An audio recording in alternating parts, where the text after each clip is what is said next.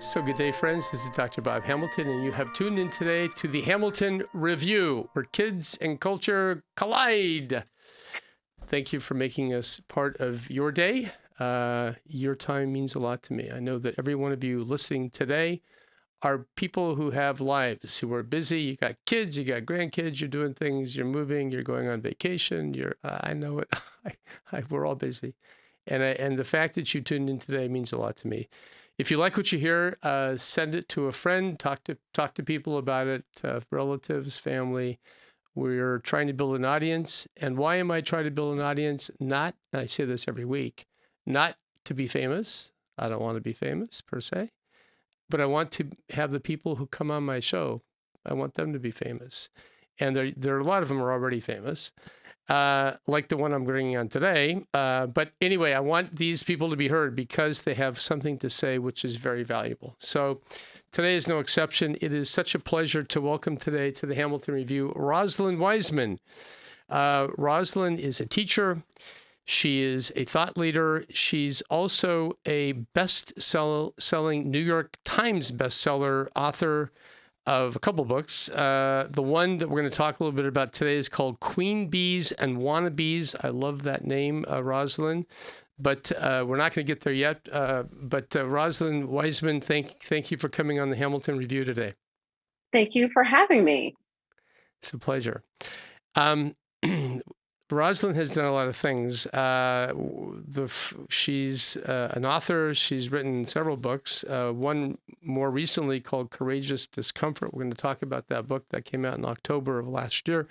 But before we get to all of your many books and many things you're doing, I'd like you to introduce yourself to our audience. Tell a little bit about your background. You can mention your kindergarten if you want to, or your first grade. Well, I'm Rosalind Wiseman. I am named after my grandmother, my maternal grandmother, and I grew up in Washington, D.C. I was born in Philadelphia. I was raised in Washington, D.C., and then I moved and also went to college at Occidental in Los Angeles. Then I came back to DC, and I lived there and raised my kids there until 11 years ago. And my husband waged a 4-year campaign to have us leave the DC culture, and we moved to Colorado, where I raised my kids for the latter part of their teenage years. And I am a year out of being an empty nester, having no children in my house. Wow. So what do you do with all your free time? I know, so much free time, right? Well, I nag my children about medical appointments, like I was just doing right before this podcast. And let's see what else. No, I really focus on. I've always focused on young people, not just the ones that are in my home, but I've always worked in some capacity in education, being a bridge between the adults who care about children and parent them and educate them, coach them, whatever, and the young people themselves. So I get to listen to young people when they argue with me or tell me how they see the world or ask my advice. And so I'm constantly in conversation with young people. And then I share that with parents and with other adults in all different kinds of ways, from books to sometimes movies to all different kinds of ways. I just see myself as a bridge. And you are a bridge. I've picked up your book, Bees and Wannabes, and we can actually talk about that right now. And I will tell you that just reading your book kind of translated me back to my junior high years. And because I'm looking at this and I'm recognizing character types and individuals. Now, this book deals mainly with girls and girls. And by the way, her subtitle, the book is Bees and Wannabes. Her subtitle is Helping Your Daughter Survive Cliques, Gossip, Boys, and the New Realities of Girl World. That is capitalized, by the way, Girl World, which I don't know much about Girl World. Maybe I should know more. Even as a pediatrician, I have to find out. Your other comment is advice on early puberty, the online world of social networks and cyberbullying. You're covering a lot of territory. Rosalind, in your book, and I have to say, how did you? I guess I want to ask you a kind of a foundational question. How did you come about writing this book? Because you clearly, it was written as a result of experiences. Yeah. So, people ask me a lot, especially if they know that the book was the basis for Mean Girls, for the movie and the musical and all things Mean Girls, that, they assume that the reason I wrote this was because of my own personal experiences. And while my personal experiences are, you can't, when you're writing, you can't completely divorce your personal experiences from what you write. But all of these years I've been working with young people, and I write something or I think about something about what their lives are like, and then I ask young people to tell me if I'm right or wrong. And so, for example, last week I went to a school where the middle schoolers had read something I had written, and I got an email from the head of school that basically said to me, very politely, it said to me, "They're coming for you." and, and I love that. I love that because I learned so much from them, and I also very rarely, never do I have an experience where I work with a group of young people and I don't learn something from them and I don't feel like it's some kind of really interesting dialogue. And so I get young people to talk to me. I've never had a hard time having young people say, "Yeah, what you've written, I disagree with, and here are the reasons why." Um, it is based on some of the personal experiences I had as a young person myself, but it really is based on the work that I do and the feedback I get from young people directly. You're a mother. You're an educator. How and now I want you to speak to parents Yeah. and teachers. How do you now you clearly, because I mean, just reading your book, a lot of your book is actually quotations from kids who wrote things or responded to one of your presentations. How do you your 2-second advice on how do you, as a parent or an adult, and this applies to me too, as a pediatrician, how do you engage kids? Definitely, say teenagers.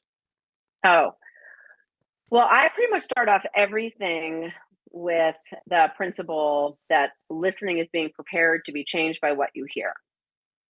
And that can be really challenging as a parent because you have your own experiences that you think these are the experience I have and I need to share these with my kids so that they don't have to experience the bad things that I went through. Right, there's that whole sort of understanding or response mechanism that parents have, but or we have assumptions based on the past experiences we have with young people. But our kids know us so well, and they're very, very finely attuned to and reactive to the judgments and the assumptions that we're making about them.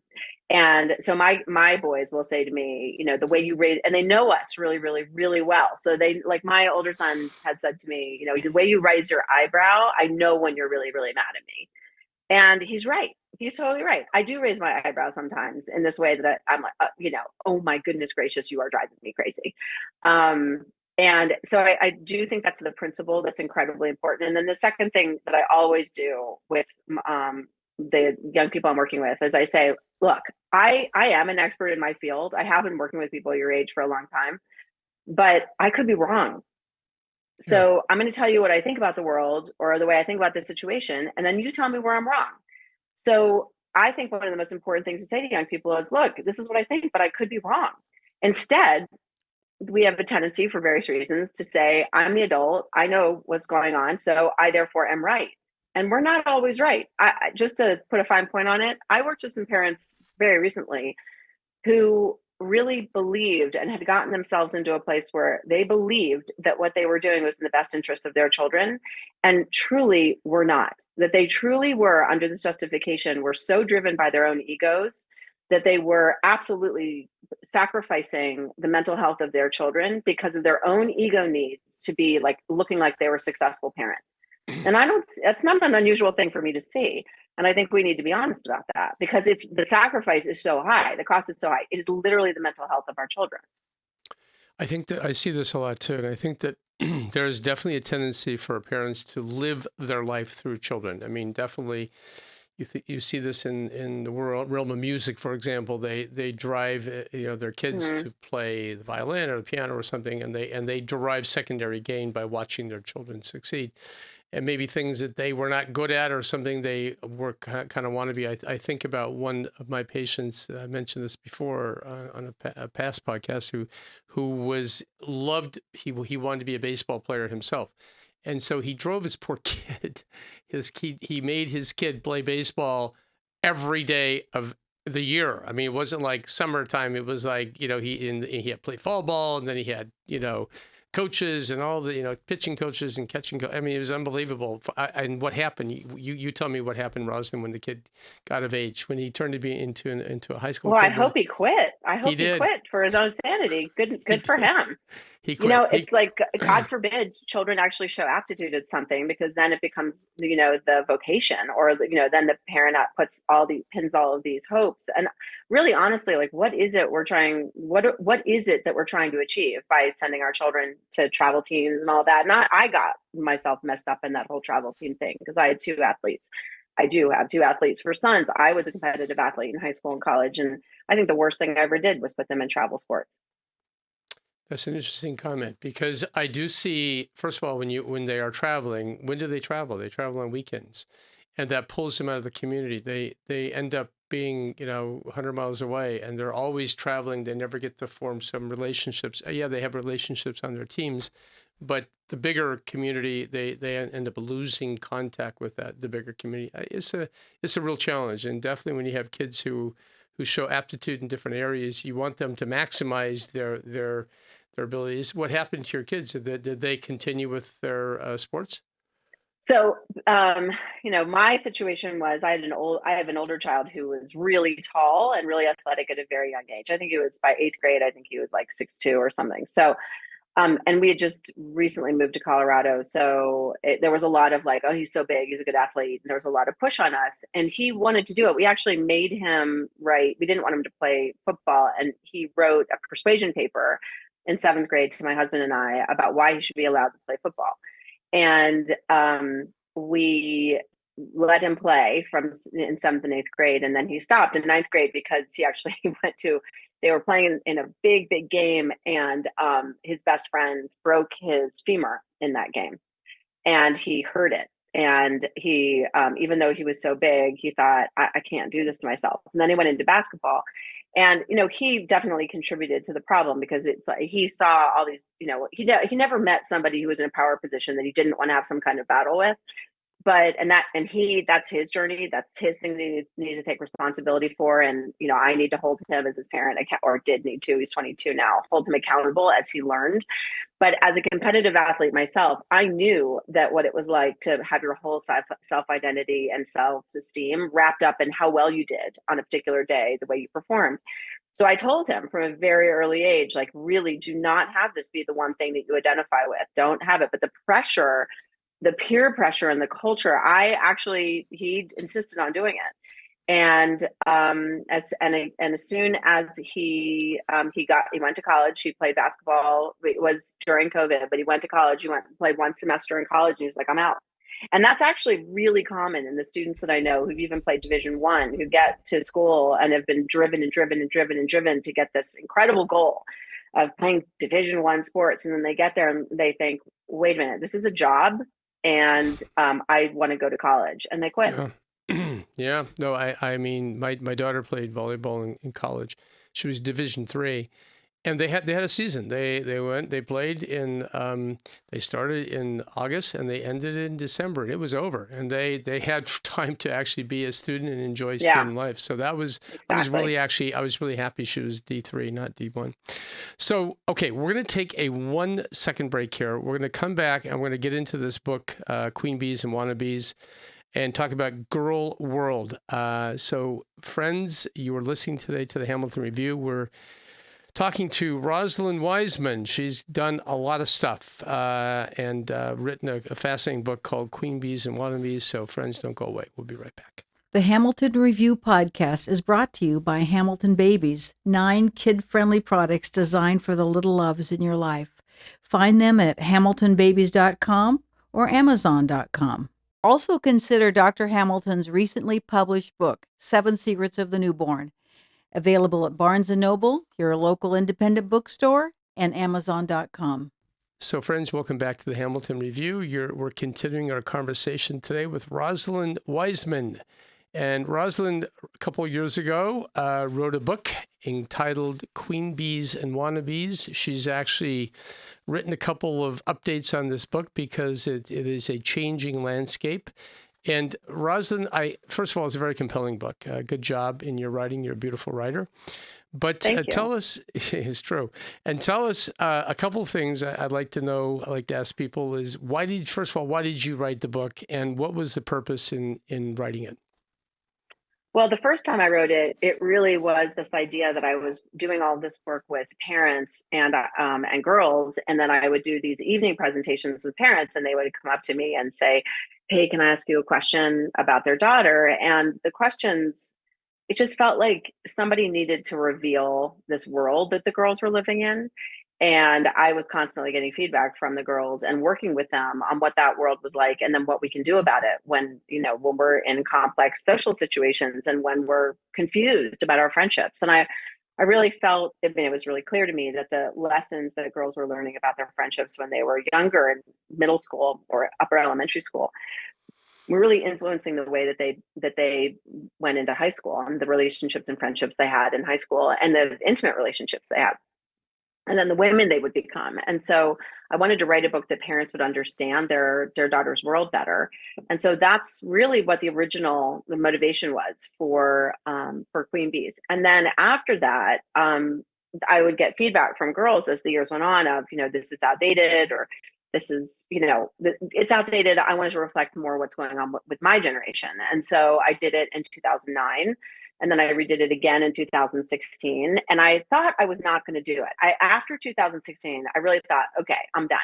I should know better about myself and about girls now, because here I am again. I mean, it's not going to be out for a while, but I am now just starting to do the 4th edition of Queen Bees and Wannabes, because Amazing. very much so, right, the culture has changed. And I just went to a school where I had middle school girls who were telling me, like, gender is not a thing. Like, don't put us in stereotype boxes. You put us in, they were really heated with me, and for about 3 minutes. And then we had an amazing conversation.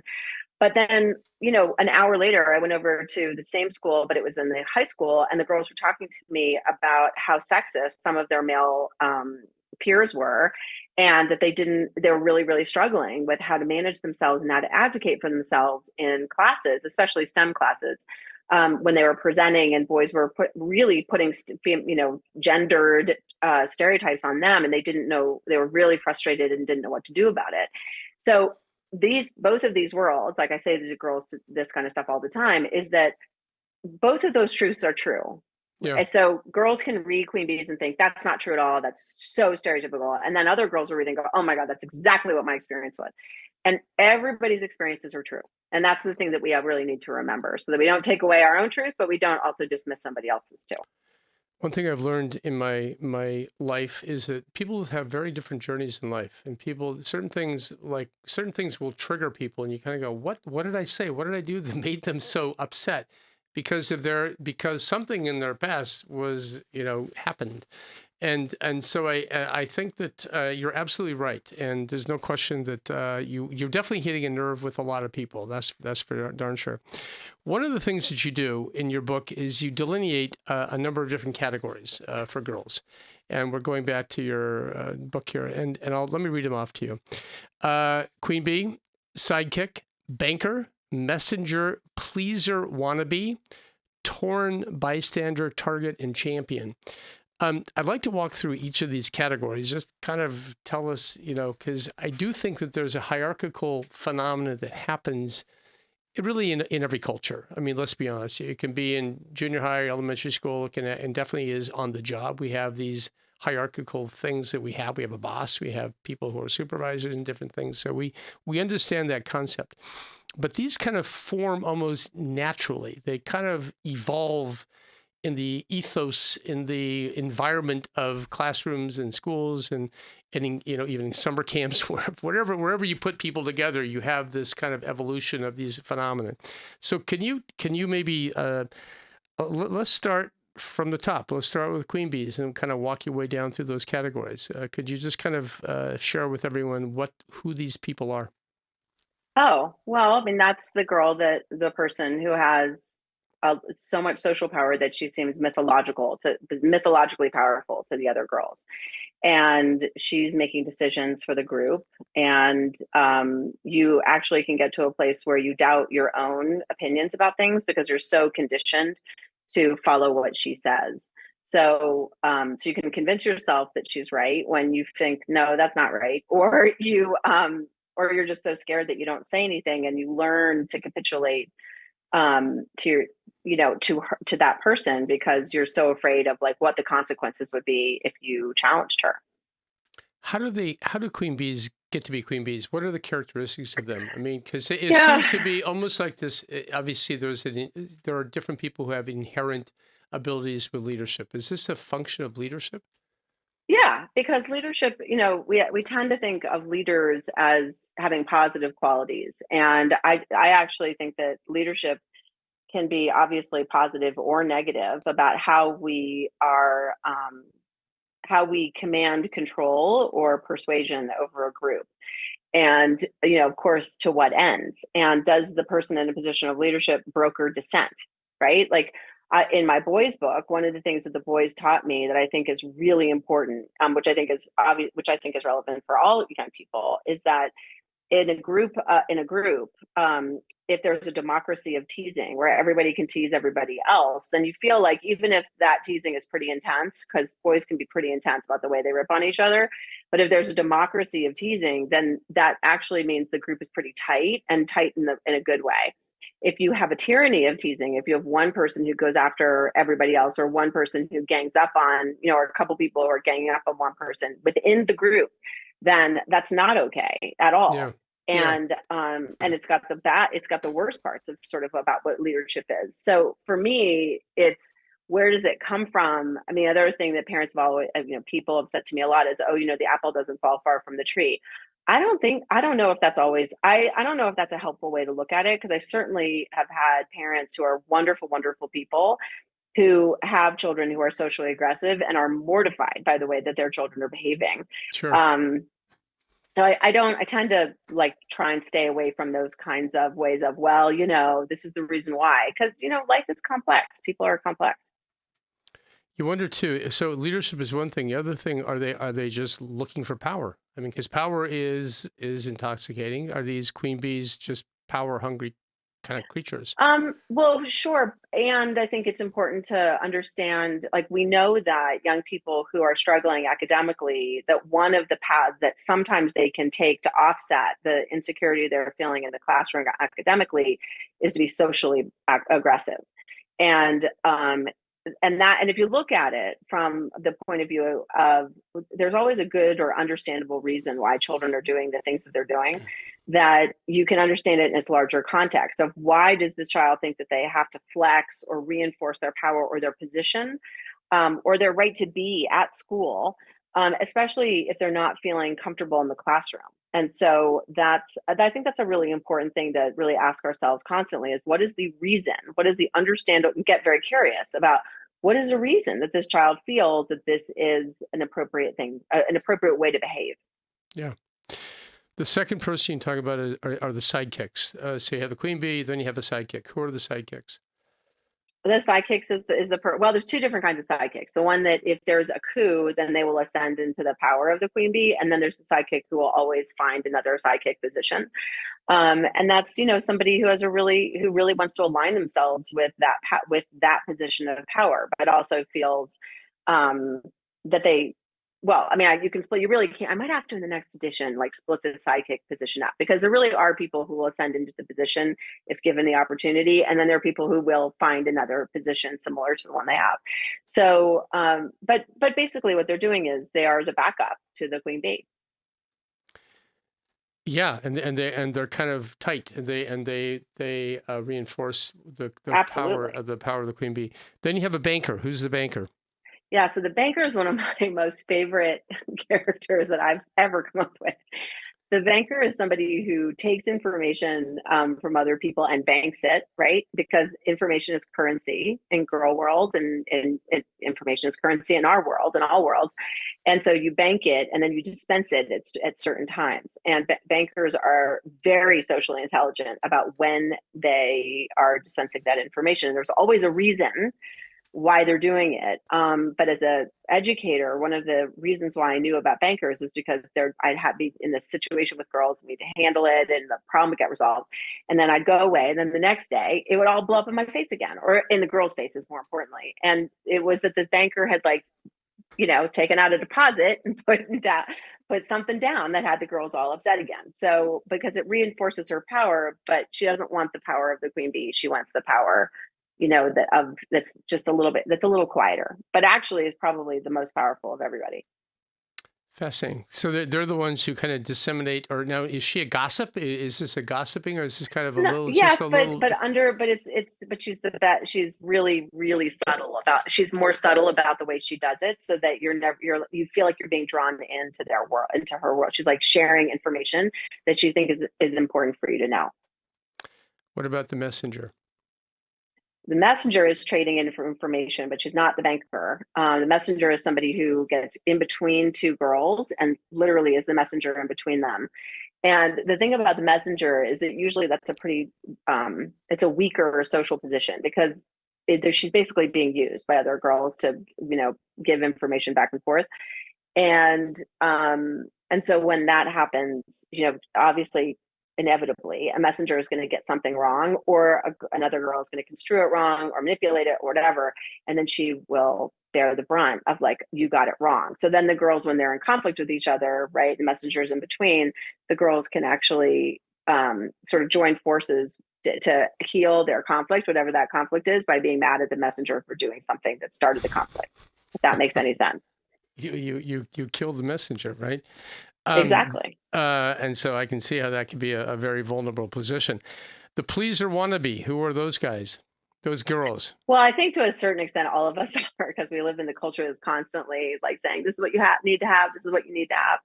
So I really do think this is applicable to almost everybody. And I would include myself in that. But the pleaser is somebody who is more obvious about the way in which they are sacrificing what they want or what they believe to please other people and more power. It's a big problem. And I think that we can all identify with that, because I think that we live in communities, we live in cultures, and we want to be accepted. And how do you Absolutely. How do you get accepted? Well, you kind of get accepted by going along with when people are doing things, you kind of go, yeah, let's do it. Let's do it together. And you want to be part of that community. So I guess that would be a compromise position sometimes, and definitely a bad compromise. Sometimes these girls get into bad things, drugs, sex, all sorts of things. And that is, a pleaser can find themselves doing things that they rue later on in their life, I imagine. Well, yeah, I think a lot of people get into that situation where they feel that they need to please the people in front of them, and then have to, the complexities of the consequence, that there are complex consequences. And in the world that we live in today, with sexuality being sort of, in some ways, can be a performance on social media for a lot of girls at very young ages. The thing that I always tell young people is, it's not unethical to want to be attractive, or for people to say that you're beautiful or sexy. It's not unethical to have a crush on someone. It's not unethical to be in love. It's not unethical to make bad choices in any of those things. It is unethical to take pictures that you have or somehow have seen or have come your way, because the person is trying to do that. Take that picture and then use it to embarrass or humiliate somebody. I say to kids all the time, your entertainment is not somebody else's embarrassment and humiliation. Well, I highly recommend that those kind of pictures never ever be put anywhere and never share that kind of stuff, because this world that we live in now can be immediately that's what cyberbullying is all about. Okay, then you talk about the torn bystander. Who's this poor young lady? Well, again, I think we're all have been in situations like this, where we are sitting and watching something and we know we don't like it, but we're scared to death because if we say anything about it, then it's going to come on to us, right? Like the heat's going to come on us. And I think that almost everyone, I don't know how you are a human being in this world without having those experiences. And it really speaks to, I do want to say that it speaks to the labels that I came up with are not these things that are like, this is who you are all the time, right? I think that actually people move in their roles. I think queen bees can have their torn bystander moments. Absolutely. I think that it's like there are some, like we've all have been in situations where we want to please people with more power. We've all been in situations where we've been a torn bystander and not known what to do. So, I think it's something that I wanted. These labels are things that I wrote because I wanted girls to be able to read them and think, oh, this describes the situation I'm in. So then the more I understand the dynamics I'm in, the better I will have self-agency around this to do what's best for myself and for the other people around me. Yes, that's so true. You have another category called target. Who are the targets? Are these the girls who get picked on unmercifully? Well, I mean, so the thing about queen bees that I think was different at the time was that I was talking about that we traditionally felt that there were targets that were sort of outside all social groups, right? That there was like a girl or two or a person that all the kids felt that they could either just not treat well, that they were vulnerable, social isolation, or just being vulnerable to kids with social power not being nice to them. But one of the things that is really important is that there's usually a target within a group. And like I said, if there's a democracy of teasing, then you're good. But if you have this person in your group that everybody can tease or go after, that's not okay. And so the targets can be in or outside of the group. And I think that's a really important thing to remember because young people, we all will, but young people will do a lot, including sacrificing their mental health, including sacrificing their physical health to stay in a group because it feels like they can't live without it. And that's so when we say to kids, well, just go get another friend, just go find new friends, that is like saying just fly, right? That's how impossible that can feel to a young person. It's like, why don't you fly? It's that hard. Amen to that. I mean, that is absolutely so true. And definitely that need to belong is such a powerful thing. And I remember as a kid there were targets. There were kids in the school who didn't fit any category. And there were just people that kind of, that other people would make snide comments about, and it was actually pretty vicious when I think back about it. The last category you have are champions. Tell us what a champion looks like. Well, this is a kid that can hold their own with other children or other forces, including their parents, by the way, that can say, yeah, this is actually going against my values, and I'm not going to do it, or I'm not going to do something this is my language, this is what a kid would say, but this is taking away the dignity of other people. And I think the thing that, as parents, it's really important to remember is that we have champion moments, right? Like it's more likely that we have champion moments. And to think of your kid as, well, my kid just has lots of friends and so they're just really great. Like I'm not gonna take away your reality of that. I will say that young people's lives are very complex and their friendships are complex, and your child will be in situations where it is probable that they are not handling a situation as perfectly as you are describing to other people. And that's some parents. Other parents are just like assume their kids are doing bad things all the time. So we need to have some stuff in the middle where we are realistic about how we perceive our children. Yeah, that's true. I think a lot of times we don't know what's actually going on. I mean, I think my parents, God rest their souls, really didn't know anything that I was actually doing a lot of times, and I think I probably fit that too with my own kids. A lot of things I did not know. I've heard about them later after the years have gone by about different things that have happened. I go, really? That happened? I can't believe it. Exactly. You want kids to be champions. How do you? Champions are people who stand out, and they stand on a moral principle, right? And thus who they are. And they have something. They have an inner gyroscope, I guess, that is whirling away and keeps them on course. How do you create champions? Well, look, I I think for good reason, parents want a answer of this is how I can get my kid to be this way. And I remember with my younger child always just like as we in my family we've said several times, like he's never had a bad hair day. Like the child's never woken up with a bad hair day. He's never met a social group that he had a hard time, integrating himself in. He just sort of walks through the world thinking people are going to like him. It's an incredible gift. And really, like everyone else in my family, it's just like how, including his brothers, like how, like, this is sort of annoying, like how well he does it. And I know also that there have been times when he has said things that are really nasty to people.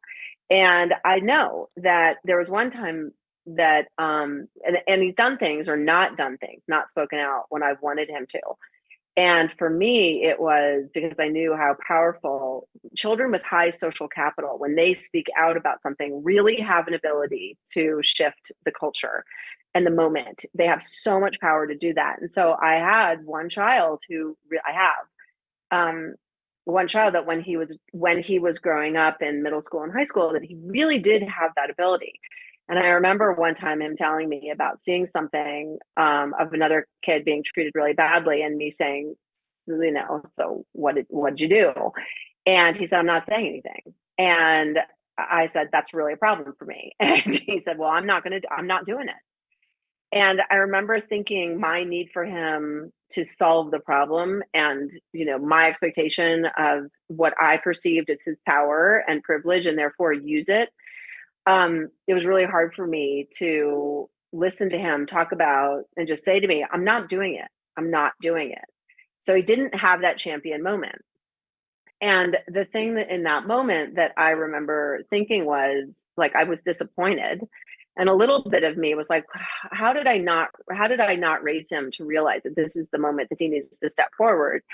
But I also knew that, and I know that when we're talking to kids, they want to stop those kinds of conversations because they're like, oh my God, this has gone on way too long. This has to stop. I don't want to talk to mom about this ever and ever. She's going to say the same thing. She's going to repeat herself. So I said to him, it's hard for me to hear that. I think you have the power to really make a difference. I know I can't force you to do things. I just need you to think about it. And then I walked away. And I think it's really hard to walk away. And there are times when I have not walked away. And I think they stop listening to us when we repeat. They know what we want. And I think we need to reinforce it and one time. But there are going to be times when we have to sort of take the loss where we say they're just not going to do what I ideally want them to do. And the other thing I remember in those moments is that I have to live with I don't have to live with the consequences of that decision of speaking out. He does. And so the cost to him feels and is much higher than it is for me. And so I have to be on a longer road with him about understanding the cost of speaking out and the cost of being silent. It's a good answer. And these are the challenges of having kids and trying to guide them and direct them in the right way. I'm going to change the conversation because your book, and this is a rare thing for an author to have happen.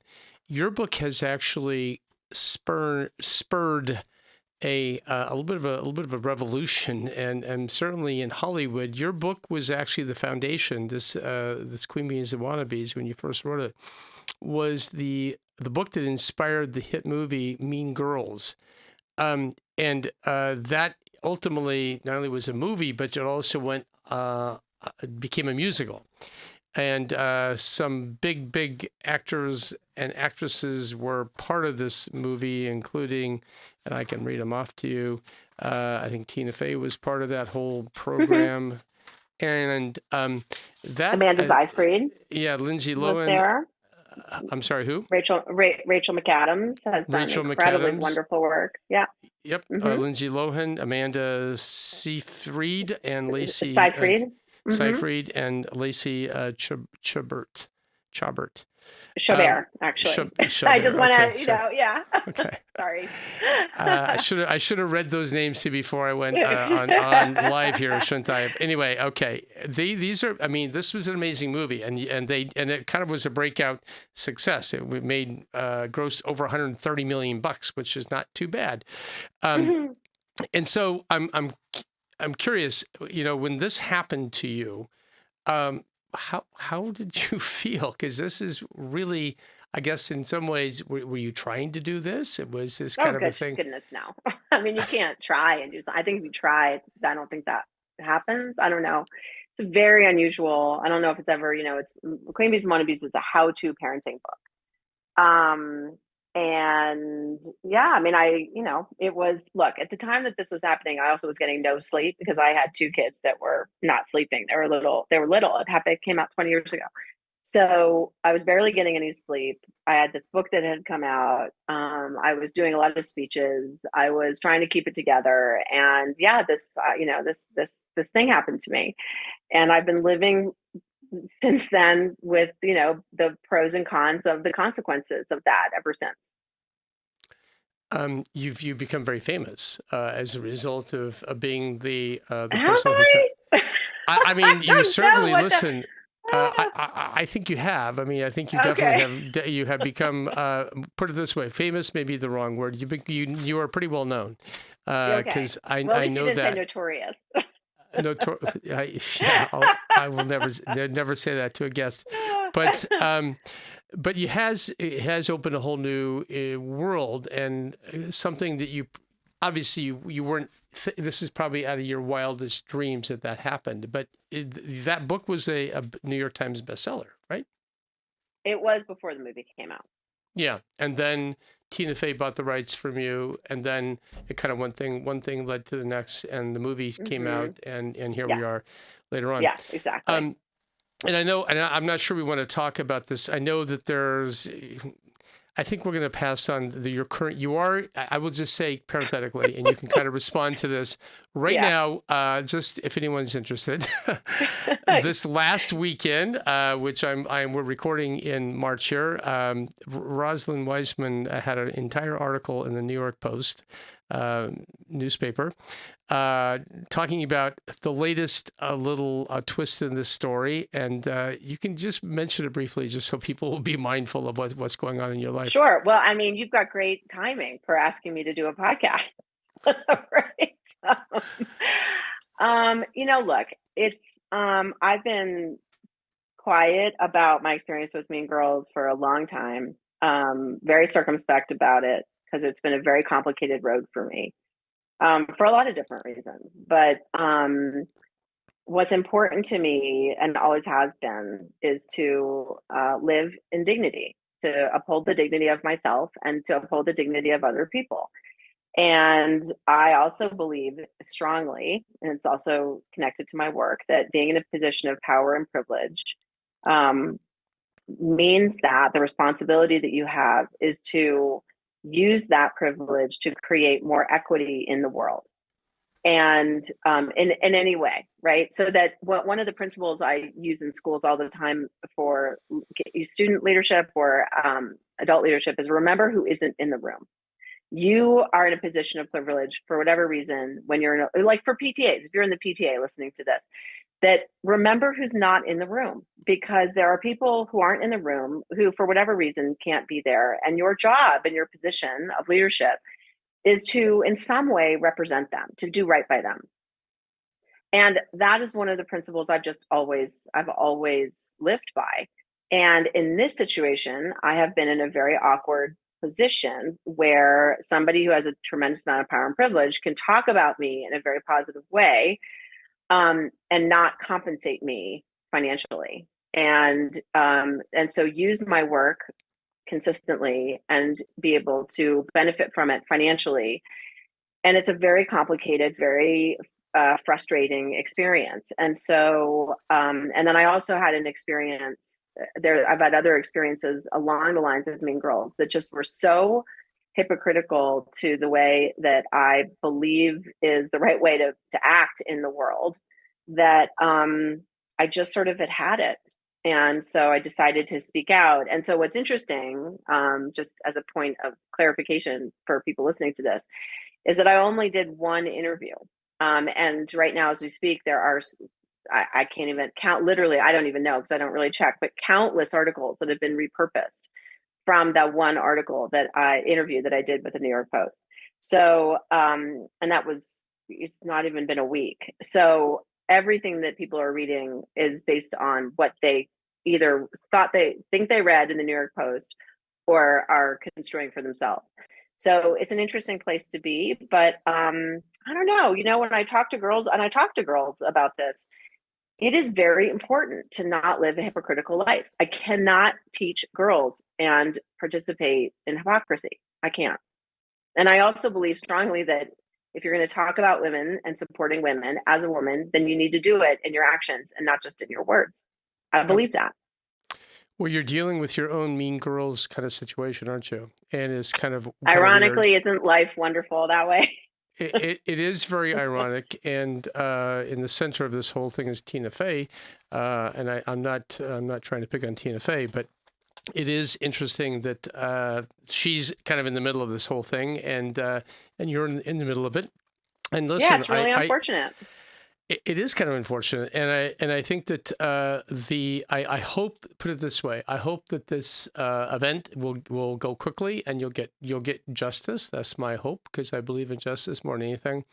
And the compensation, obviously, the financial compensation is something that there was a point where you kind of go, enough is enough, and you have certainly have cause for that, because there have been tens of millions of dollars have been on the line here, which is amazing, honestly. Well, listen, I wish you the very best. My hope here, Rosalind, is that the good that you have done by writing this book and by being out there with the young women and also the boys too. We didn't really talk about boys. Yes. Can I take 1 second? I'm watching our time. This girl world that you're talking about, how does that? What happens when this is their world, but what happens when they encounter the boy world? Can you give a short answer to that? I wrote a book entirely about boys because I think we just still, even with all of this hullabaloo about gender and all of this stuff, I think it is so important to reflect young people's experiences, and boys have a deep emotional life. And we often look at them in ways, it just happened today where I read an article, wonderful op-ed in the New York Times about the latest CDC report on girls and mental health. And I read it, and the author of the op-ed really just put to words the things I was thinking, which was that it was also focused on girls. And it was like, what about the boys? Why do we constantly have to choose one over the other when they are living together? And boys are in this world and are having experiences and have emotions and have reactions to the world around them, want deep friendships, relationships. Adult relationships are incredibly important to them. And so why do we do this? And so in answer to your question, I think what's so important is it's really typical or common for people to say girls are really hard and boys are easy, or girls are easy when they're young and then they're harder when they're older, and boys are the opposite, things like that. And I just really want us to be able to look at our children as children and say, who is this young person in front of me that I'm in a relationship with, and see the essence of their dignity and say, I need to listen to these children. I need to listen to this child, because I do have advice. Like, I have advice. My advice is important. My wisdom is important. But the context in which they're living is their context. It is different than the way that we grew up. So any advice I give them, I have to be able to listen to them first. And so I think we often just don't think about boys' experiences. And I think they really need us. I know they need us, and they need us to listen to them. There's no question they need us. And boys, typically, I do think that boys, and I'm not just because I'm a boy, I'm not complaining here, but I do think the boys are kind of overlooked in these areas for sure. Absolutely. It never does us any good to overlook the experiences and the mental health needs and the emotional needs of boys, because we all suffer when we ignore that. And that's a great end. Great place to end this conversation. Although I will tell you, Rosalind, I could talk to you for hours, honestly. Oh, thank you. And Thank I you. mean Thank that. you. You're a wonderful guest. So listen, friends, we have been having a great conversation today with Rosalind Wiseman. She's done a lot. She's kind of changed the world in her book, Queen Bees and Wannabes, the foundation or the inspiration of the movie Mean Girls, and she's still dealing with these mean girls. So go get them, Rosalind. And Thank you. I wish you the best. Thank you so much. Thank you for being on the show. And friends, until next time, be well, be encouraged, and take hope. Bye-bye. You have been listening to the Hamilton Review, where kids and culture collide. Thank you for allowing us to be a part of your day. Tune in again next week on Apple Podcast. Rate and comment and tell a friend.